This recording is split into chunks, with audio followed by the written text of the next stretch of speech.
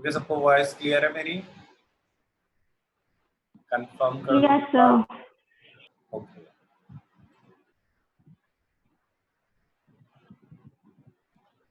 Okay, question था suggest a method to liquefy atmospheric gas, कि कैसे हम गैस को लिक्विफाई बना सकते हैं। तो कोई बताएगा answer? State any two condition required for liquefying the gas.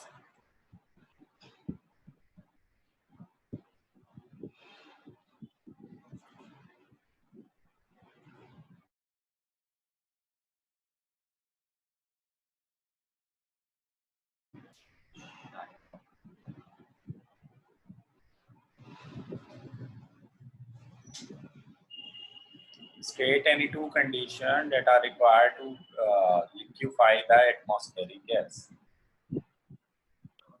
So high temperature, high pressure and low temperature. Okay.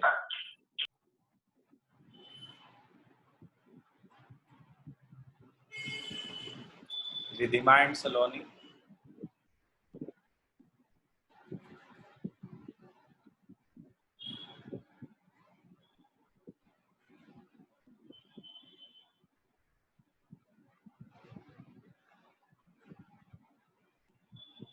State any two conditions that are required to liquefy the atmospheric gases.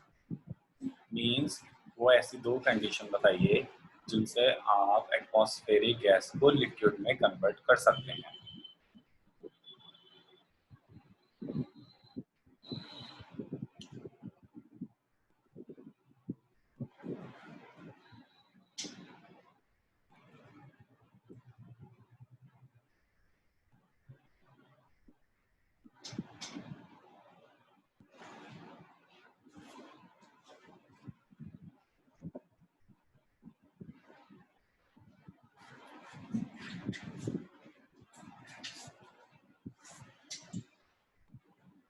चलो मैं ये answer बताता हूँ।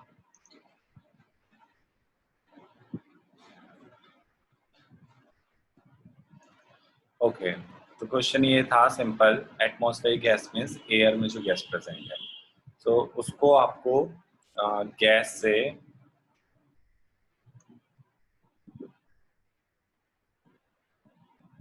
Liquid में convert करना है। तो मेरे को चैट बॉक्स में आंसर देना, गैस से लिक्विड में जब कन्वर्जन होता है इस प्रोसेस को हम क्या बोलते हैं?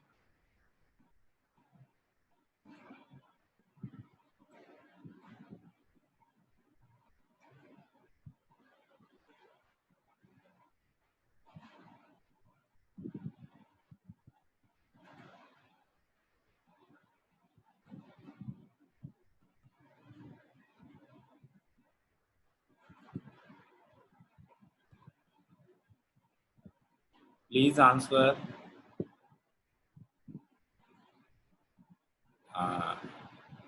Condensation, Ridhima, right.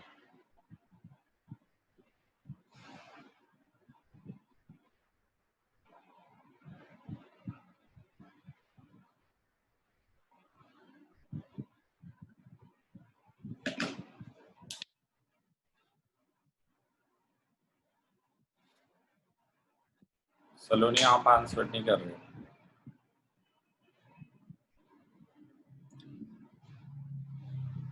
ओके, तो मैं बताता हूँ, गैस से जब लिक्विड में कन्वर्जन होता है इस प्रोसेस को हम कंडेंसेशन प्रोसेस बोलते हैं। ओके, तो कंडेंसेशन में गैस लिक्विड में कन्वर्ट हो गया। अब कैसे होता है, बस यही क्वेश्चन था कि गैस को आप लिक्विड में कैसे कन्वर्ट कर सकते हो। फर्स्ट पॉइंट मींस वो दो कंडीशन कौन सी है? पहला, एक बार बताओ, टेम्परेचर ज्यादा करने से गैस लिक्विड में कन्वर्ट होगा या टेम्परेचर कम करने से? अगर हम टेम्परेचर को कम कर दें या इंक्रीज कर दें तो क्या effect? So we will lower the temperature, decrease. Pardon please. So we will reduce the temperature. हाँ, गुड। सो टेम्परेचर डिक्रीज करना है, ओके। और सेकेंड कंडीशन क्या होनी चाहिए, प्रेशर को इंक्रीज करना है। तो प्रेशर इंक्रीज करने से एंड टेम्परेचर डिक्रीज करने से गैस लिक्विफाई हो जाती है। कैसे, इसके लिए ये एक्टिविटी है, ये एक सिलेंडर है, ओके। इसमें हमने गैस को फिल किया है। हम क्या करेंगे, एक पिस्टन लेंगे, ओके। इस पिस्टन से इसको गैस को हम मीन्स प्रेशर अप्लाई करेंगे। ये क्या कर रहा है, ये प्रेशर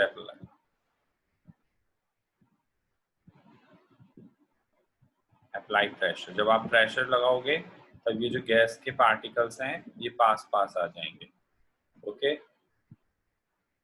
फिर So और what we will take to apply pressure?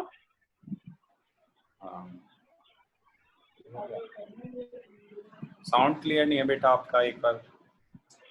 So what we will take to apply the pressure? You said something. With the help of piston. Okay.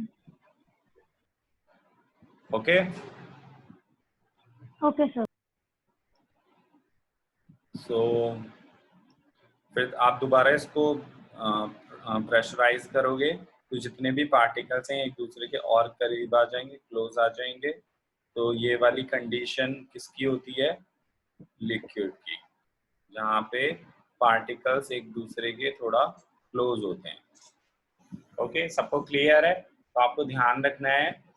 सो यहाँ पे आंसर में लिखा दिया है applying high pressure and low temperature.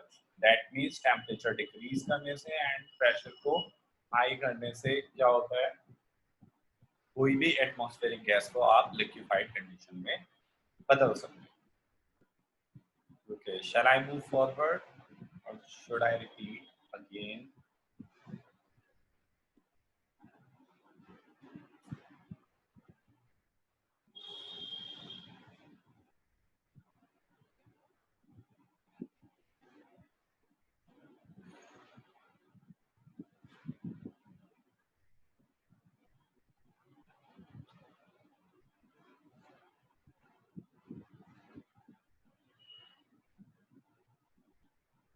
I think सबको clear है, confirm कीजिए yes और no.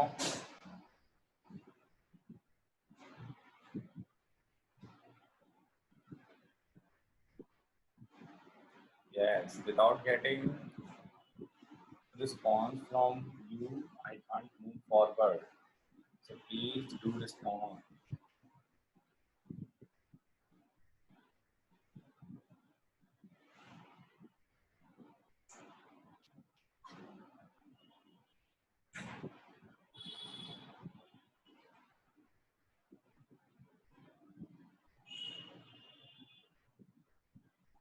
Okay.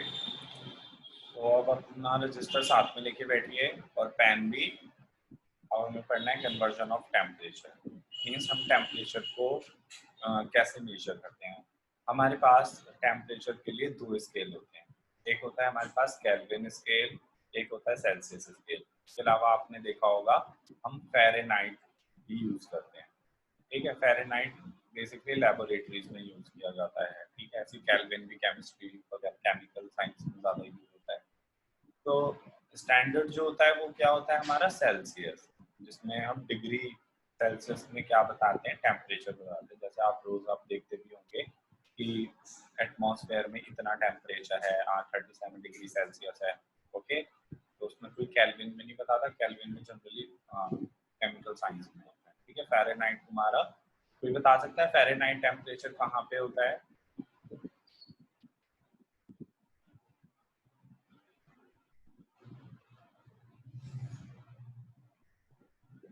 So I think America.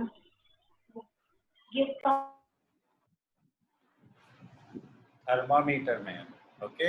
आप लोगों ने देखा होगा जब आप फीवर को देखते हैं और तो उसमें आप थर्मामीटर यूज करते हो, तो वहाँ पे फ़ारेनहाइट पे होता है।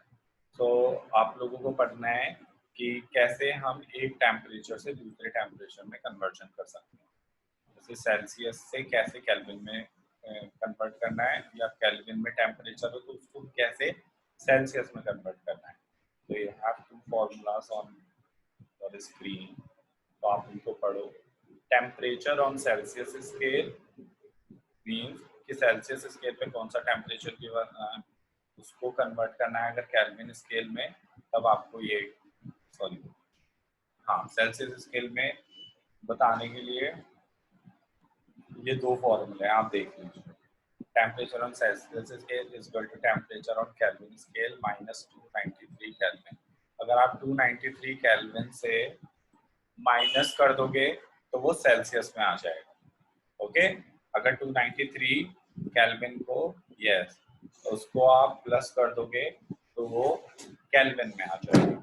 तो यहाँ पे तुम्हारे स्क्रीन पे दो क्वेश्चन है।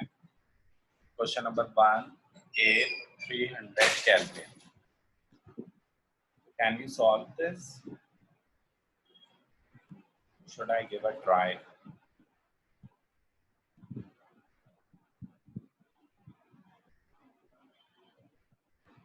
चलो आप लोग भी सॉल्व करो, मैं एक करके बता रहा हूँ। 300 केल्विन है, इसको आपको कन्वर्ट करना है सेल्सियस स्केल में। ओके, सिंपल फर्स्ट वाला फॉर्मूला अप्लाई होगा, इसको आप पूरा लिखोगे, ठीक है। Then according to formula temperature on Celsius इसके लिए आपको निकालना ही है, and temperature on Kelvin scale, Kelvin में टेम्परेचर कितना दिया हुआ है हमें 300 केल्विन। ओके, और माइनस किससे करना है, सॉरी ये 293 लिखा हुआ है, it's 273। Okay, the answer will be yes.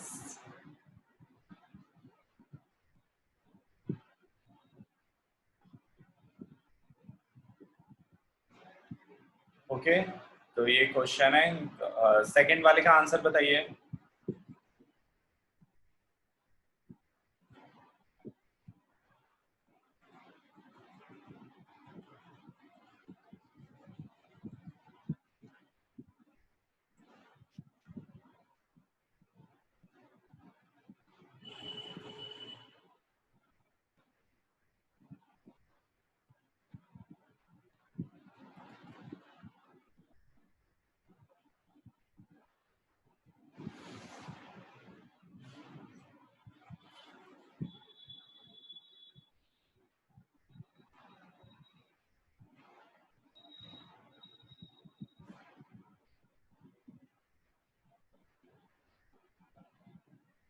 Yes, good. It's 300 degrees Celsius.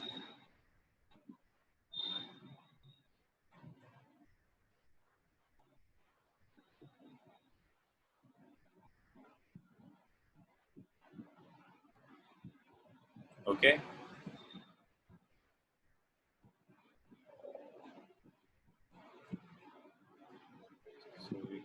इसके अलावा ये दो क्वेश्चन और हैं, इनके आंसर और बताने हैं आपको। इनके आंसर्स मत देखना, बस क्वेश्चन को देखना। 25 degree Celsius and 373 degree Celsius, इनको कन्वर्ट करना है आपको। Yes, these are NCERT questions.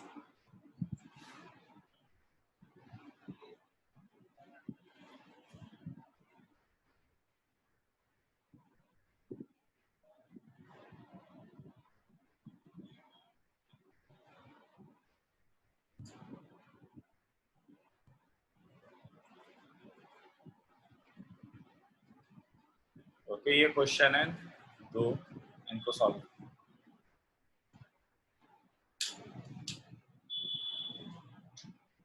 and tell me the answer. Please mention first का आंसर ये, सेकंड का आंसर ये, then I will confirm.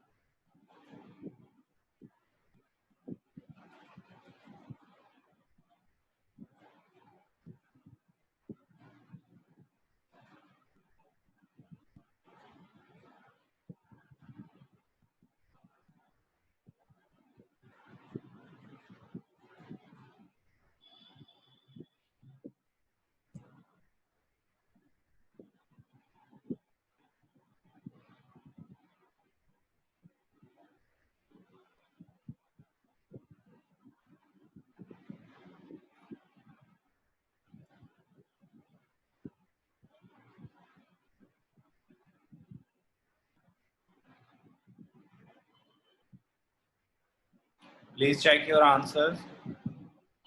25 degrees Celsius.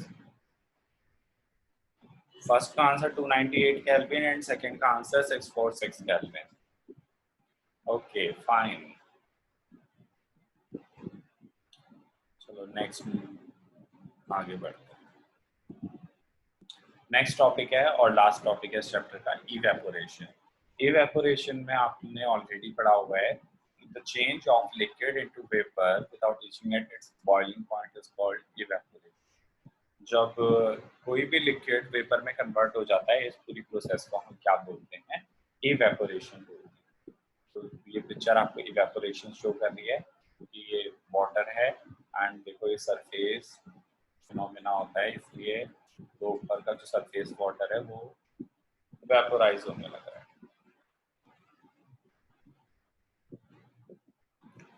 Now, factor affecting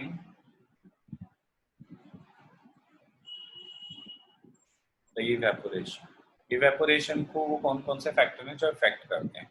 means effect से means मतलब है यहाँ पे कि वो कौन से फैक्टर होंगे जो इवेपोरेशन के रेट को इंक्रीज करेंगे या उनको डिक्रीज करेंगे. ठीक है, तो हमारे पास बेसिकली 4 हैं: temperature, surface area, humidity and wind speed. तो हमारे पास 4 ये फैक्टर्स हैं जो डिटरमाइन करते हैं rate of evaporation, whether it is increasing or not. So first one is temperature. चलो आप पहले खुद से बताओ कि टेम्परेचर इंक्रीज करने से मींस टेम्परेचर का क्या इफेक्ट पड़ेगा इवेपोरेशन पे.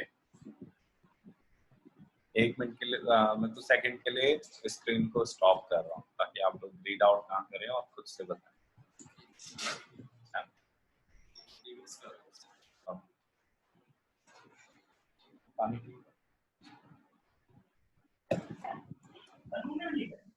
Sir, if we increase temperature, I think evaporation will increase. हाँ जी.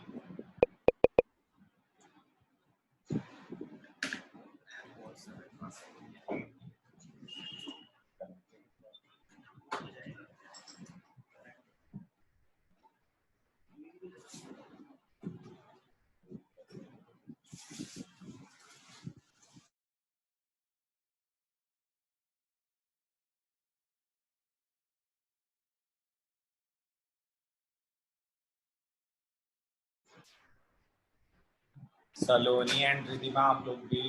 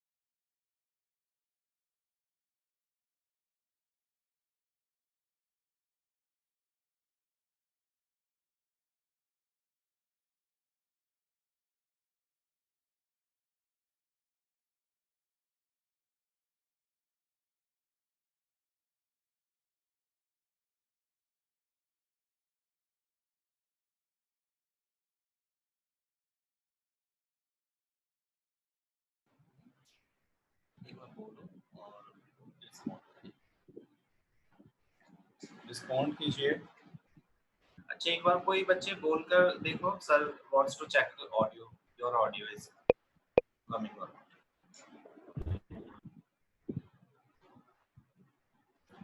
कोई भी कुछ बोलकर एक बार प्लीज रिस्पॉन्ड करो. Saloni, dictate your answer if you can.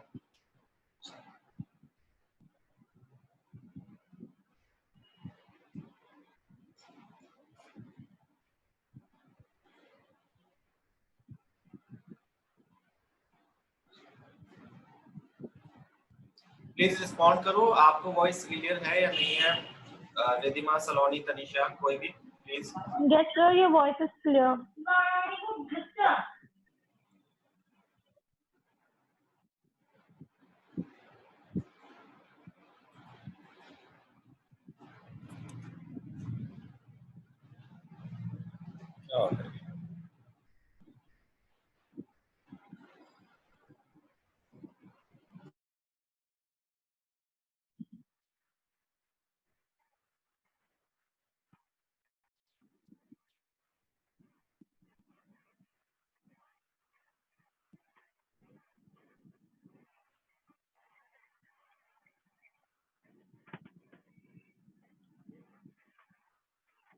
Okay अभी ओके, तो मैं देख रहा हूँ कोई रिस्पॉन्स ही नहीं कर रहा है। इतना हार्ड क्वेश्चन नहीं है, बस आपको सोचने की जरूरत है।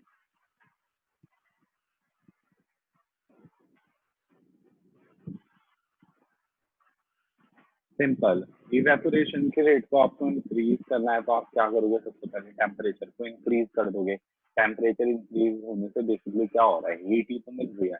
अगर हीट बढ़ेगी तो लिक्विड बहुत जल्दी वेपोराइज होगा ना। ओके, तो इवेपोरेशन इंक्रीज होता है जब आप टेम्परेचर इंक्रीज करोगे, एंड डिक्रीज होता है जब आप टेम्परेचर को डिक्रीज कर दोगे। क्लियर?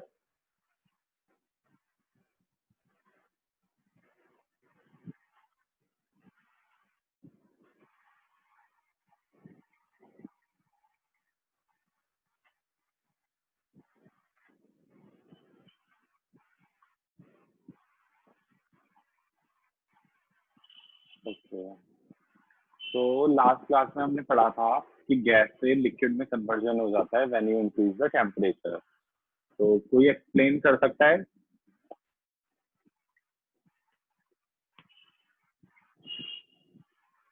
पूरा प्रोसेस कि कैसे वो लिक्विड गैस में कन्वर्ट होगा? अब यहाँ पे इवेपोरेशन पढ़ रहे हो तो कैसे लिक्विड वाटर वेपर्स में कन्वर्ट हो जाएगा।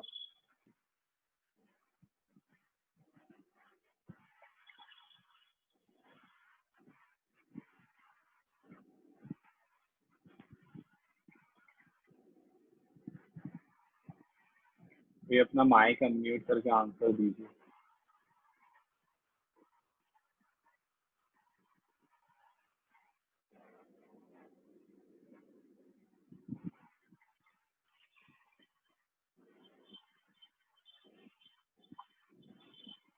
रिस्पॉन्ड करो प्लीज।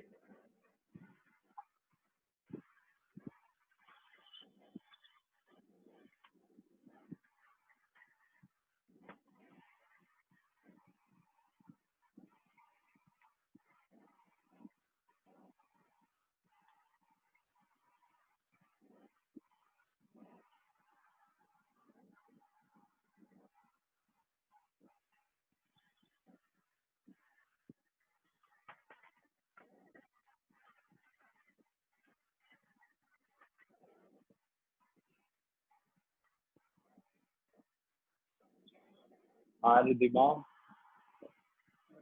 बिल्कुल सही जा रहे हो। चलो तनीषा, आप दो आंसर।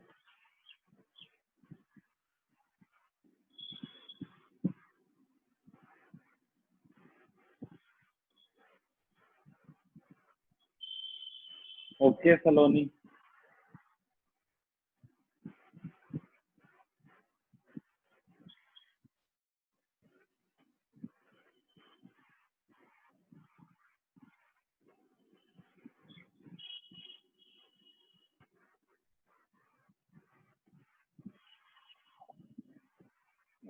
ओके,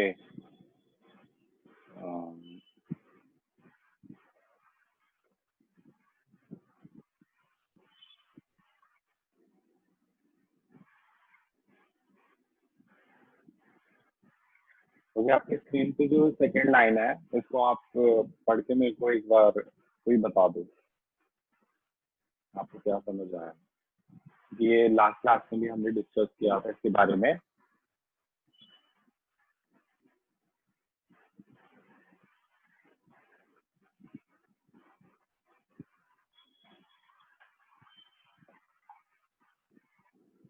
तो इसको रीड करो इन लाइन्स को and tell me the answer.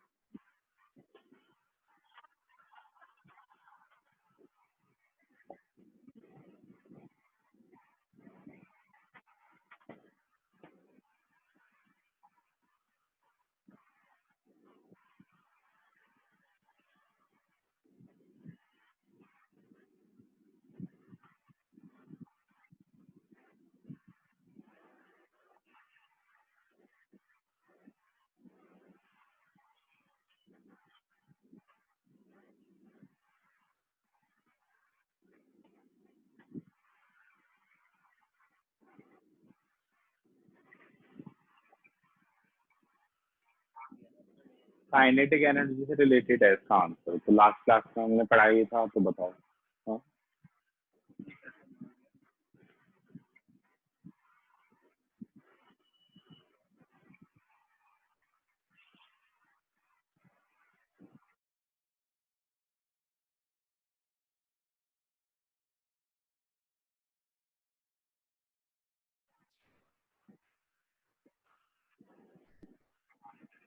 Okay, with increase in temperature, the particles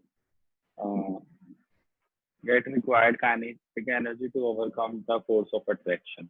तो हमने फर्स्ट क्लास में भी पढ़ा था और उससे पिछली क्लास में भी पढ़ा था कि जब हम टेम्परेचर इंक्रीज करते हैं तो पार्टिकल्स की काइनेटिक एनर्जी इंक्रीज हो जाती है। तो जब वो पार्टिकल्स की काइनेटिक एनर्जी इंक्रीज हो जाएगी तो दे स्टार्ट वाइब्रेटिंग और मूव फास्टर, तो जिसकी वजह से क्या होगा, उनके बीच का फोर्स ऑफ अट्रैक्शन टूट जाएगा। ओके, और फोर्स ऑफ अट्रैक्शन टूटने की वजह से वो अपनी जो लिक्विड कंडीशन में से थे वो किस कंडीशन में आ जाएंगे, गैसियस स्टेट में आ जाएंगे। ओके, तो hence the increase in temperature increase the rate of evaporation. Temperature के इंक्रीज करने से रेट ऑफ इवेपोरेशन भी इंक्रीज हो जाएगा। अब सब तो क्लियर है?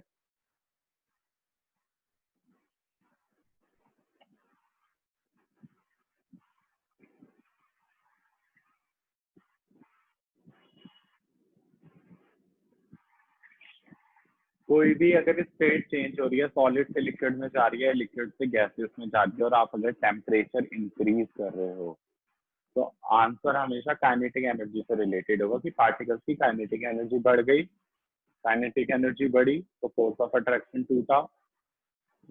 थर्ड स्टेप में क्या होगा, उनके पार्टिकल्स दूर दूर हो जाएंगे, लूजली पैक्ड हो जाएंगे, रैंडमली मूव करेंगे, तो फिर वो कंडीशन के अकॉर्डिंग या तो लिक्विड में कन्वर्ट होगा या वो गैस में कन्वर्ट होगा।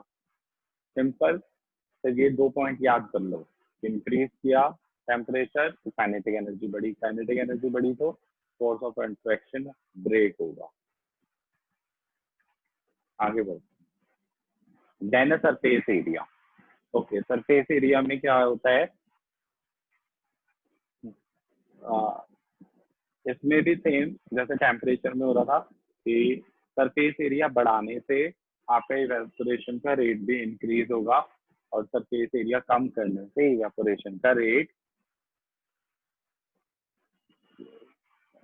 yes Ridhima, there is a conversion of solid to gas and the process is called sublimation.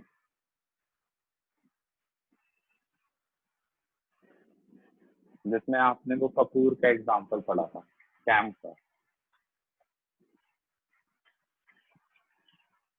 इसके अलावा नेप्थिलिन बॉल्स भी होती हैं।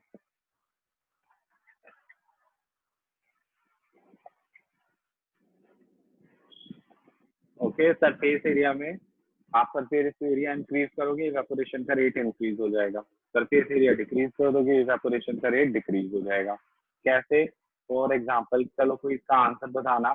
जो वेट क्लोथ्स होते हैं आप उनको लॉन्ड्री लाइन में स्प्रेड करके डालते हो ताकि वो सूख जाए। ऐसा क्यों? क्यों आप सीधा उसको ऐसे ही नहीं डाल सकते हो?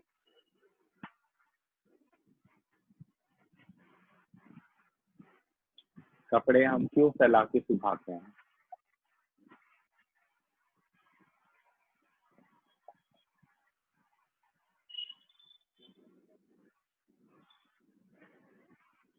किसी कपड़े को जब आप फैला देते हो उससे आप क्या करते हो, उसका सरफेस एरिया इंक्रीज कर देते हो।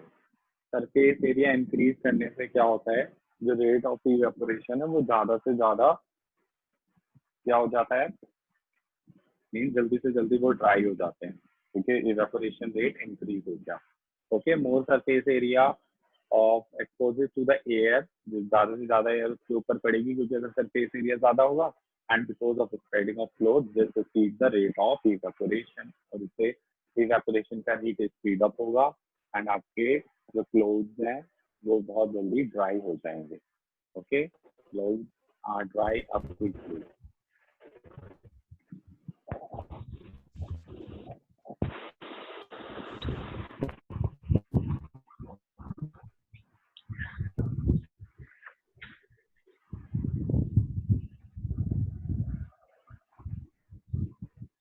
Saloni, please unmute your mic.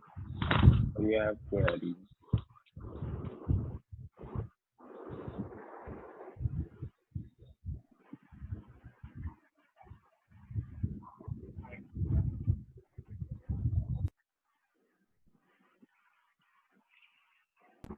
Okay, चलो इसके अलावा अब नेक्स्ट क्वेश्चन का एग्जाम्पल आप दोगे। चलो ठीक है, हो गया ये वाला तो। हाँ, ये वाला बताओ। Water kept in a plate evaporates quickly than a kept in a tumbler. Tumbler means क्या होता है? ग्लास। प्लेट के अंदर रखा हुआ पानी और ग्लास में रखा हुआ पानी, जो इवेपोरेशन रेट है उसमें डिफरेंस होता है। वाई? किसमें क्विकली होगा और किसमें नहीं होगा? पहले तो आंसर बताओ, और इस बार तो आप लोगों को रिस्पॉन्स करना ही है। Sir, in plate it will evaporate more quickly because the surface area is more. So that's why. हाँ जी तनीषा, चलो तनीषा ने अपना आंसर दे दिया, अब रिधिमा एंड सलोनी रह गए।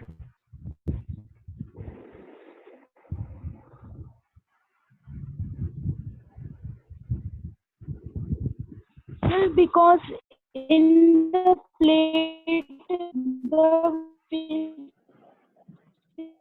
water moves quickly. हाँ, good Saloni.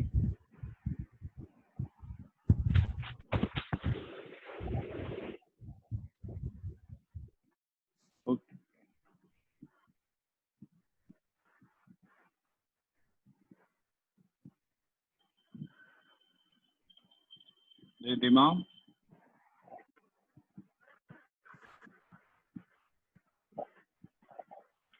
Plate and glass में किसके अंदर इवेपोरेशन रेट इंक्रीज होगा एंड बाय?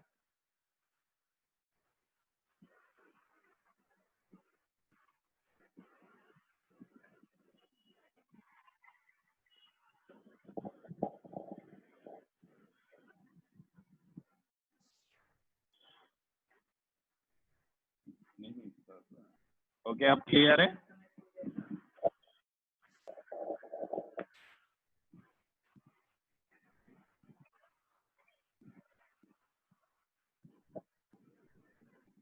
ओके, तो प्लेट में क्या होता है? प्लेट में सरफेस एरिया ज्यादा होता है, तो ज्यादा सरफेस एरिया होगा तो ज्यादा एयर के कांटेक्ट में आके उसका इवेपोरेशन का रेट बढ़ जाएगा। लेकिन ग्लास का जो इवेपोरेशन रेट होगा वो स्लो होगा, क्योंकि उसमें सरफेस एरिया क्या है? लो है compare to. Okay Okay, sir.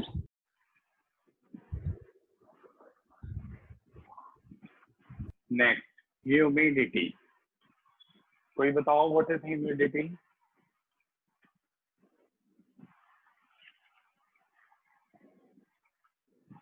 Humidity means क्या होता है? Humus, moisture, gas. So because of humidity.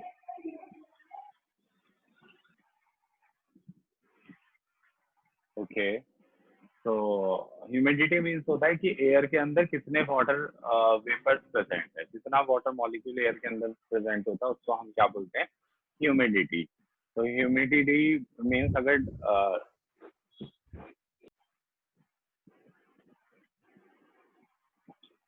तो इवेपोरेशन का रेट डिक्रीज होता है ह्यूमिडिटी के इंक्रीज होने की वजह से, और अगर ह्यूमिडिटी डिक्रीज होती है तब इवेपोरेशन रेट।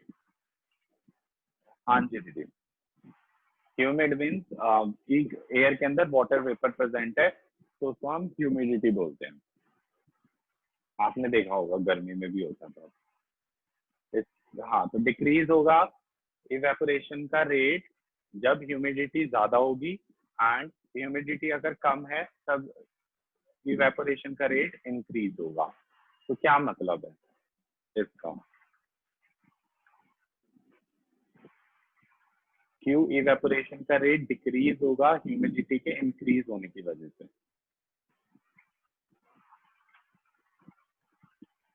इसका आंसर मैं ही बता देता हूँ कि जो इवेपोरेशन है उसमें क्या होता है, गैस से लिक्विड में आता है। ओके, तो वाटर वेपर की फॉर्म में कन्वर्ट हो रहा है वेपोराइजेशन में भी।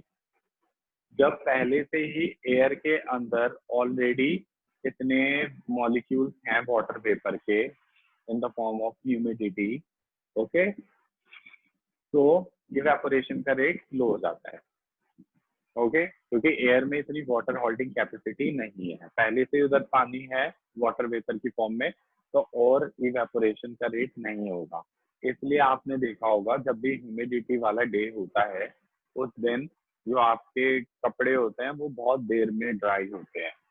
ओके, क्योंकि ऑलरेडी ह्यूमिडिटी प्रेजेंट है। ठीक है, that means already water vapour present है एयर में, और जो कपड़े हैं वो ऐसे ही रहेंगे। ठीक है, ये जनरली रेनी सीजन में होता है और ये आगे होगा, तो आप इस एग्जांपल को देख सकते हो। क्लियर है?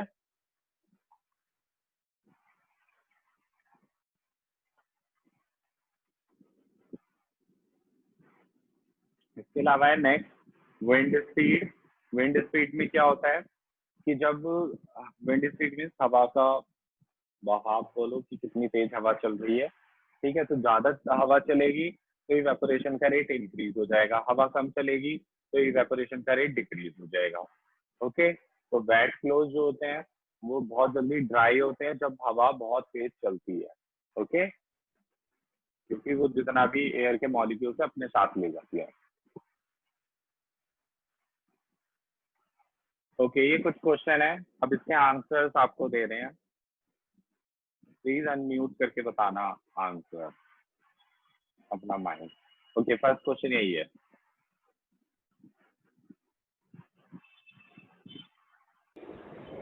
आपकी स्क्रीन पे। हाँ जी, बताओ।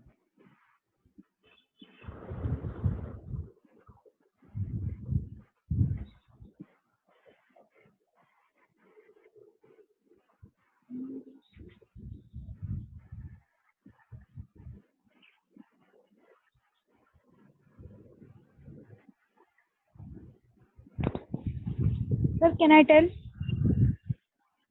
हाँ जी, चलो। Sir, because there is a high temperature and low humidity, and these factors are responsible for increasing evaporation. So this means better cooling. हाँ जी, बिल्कुल सही है, तो आपकी स्क्रीन पे ये इसका आंसर है। ठीक है, तो the rate of evaporation increase with increase in temperature and decrease in humidity. तो रेट ऑफ इवेपोरेशन कब इंक्रीज होता है, जब टेम्परेचर का रेट इंक्रीज होगा और ह्यूमिडिटी का रेट डिक्रीज होता है। ठीक है, तो डेजर्ट कूलर इसी उस पर फंक्शन करते हैं इवेपोरेशन पे। जब डे हॉट होता है तब इवेपोरेशन का रेट इंक्रीज होता है, तो इसलिए डेजर्ट कूलर ज्यादा फंक्शन बेटर परफॉर्म करते हैं। Yes, yes rhythm. How does the water kept in earthen port, जिसको मटका बोला जाता है, वो जल्दी ठंडा हो जाता है गर्मियों में?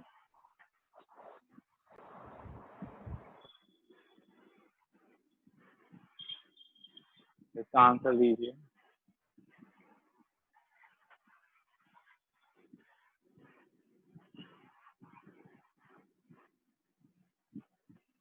मटके के अंदर ऐसा क्या होता है कि उसका पानी ठंडा हो जाता है?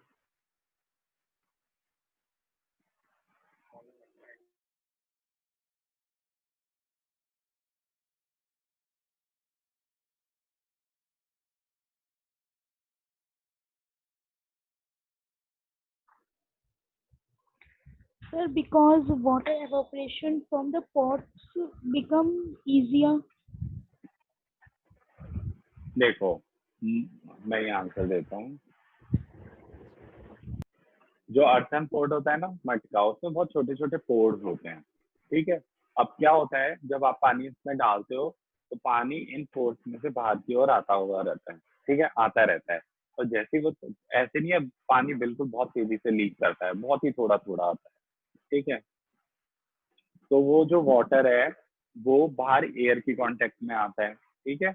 और वो वाटर एयर की जो कांटेक्ट में आता है तो उससे इवेपोरेशन होता है। और इवेपोरेशन जब भी होता है ना, उससे क्या होता है, कूलिंग आती है। ओके, कूलिंग इफेक्ट आता है। इस बात को ध्यान रखना, कूलिंग इफेक्ट क्यों आ रहा है। यस, दे देना, बिल्कुल सही बोला आपने।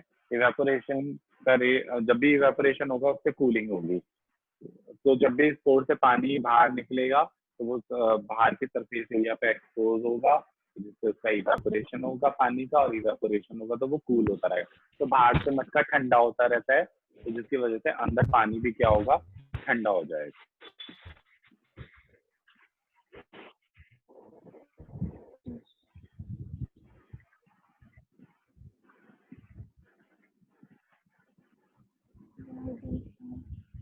तो यही वाला क्वेश्चन है, इसका आंसर बता दो कि जैसे एसीटोन है, या सबने थिनर देखा होगा, तो उसको हाथ पे रखते ही बहुत ठंडा ठंडा फील होता है। ऐसा क्यों? Sir, because they have boiling points.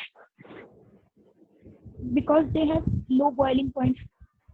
Boiling point पे नहीं, इसका बेटा आंसर बताओ आप। इवेपोरेशन, जब वो इवेपोरेशन होगा ना उनका, तो वो सिंपल कूलिंग इफेक्ट प्रोड्यूस करेंगे, क्योंकि उन्होंने बाहर की जो एसीटोन है या पेट्रोल है, परफ्यूम है, या कुछ भी आपका थिनर है, ठीक है, एसीटोन को थिनर ही बोलते हैं जिससे नेल पॉलिश अच्छी है। उससे क्या होता है, वो बाहर की एनर्जी को एब्जॉर्ब करता है, हीट एनर्जी को एब्जॉर्ब करता है, और हीट एनर्जी जब उसको मिलेगी तो वो गैस कंडीशन में कन्वर्ट हो जाएगा, और जिसकी वजह से कूलिंग इफेक्ट प्रोड्यूस होता है आपके काम पे, जो भी ये क्वेश्चन में given.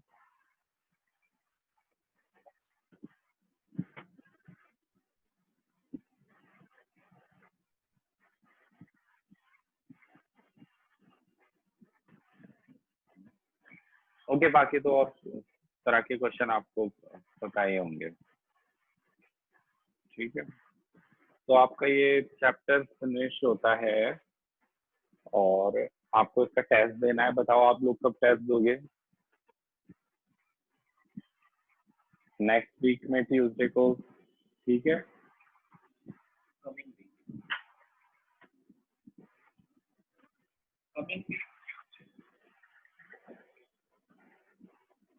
Sir next Sunday.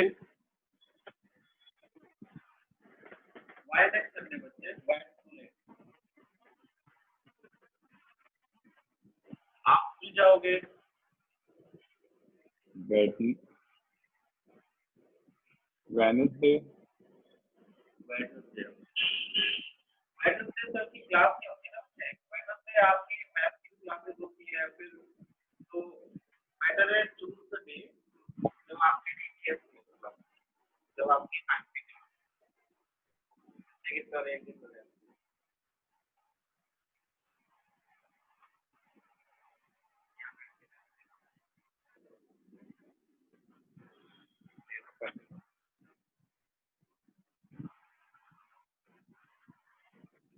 Okay, आपको मैसेज आ जाएगा। आप अगर आपको किसी को प्रॉब्लम होगी टेस्ट के लिए तो बता देना। Okay, now the class is over. Yes, Tuesday is fine.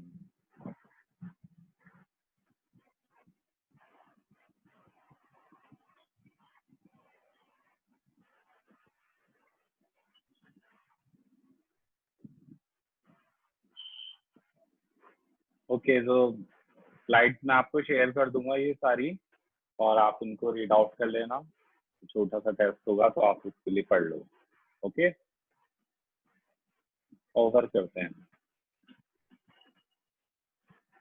Bye 9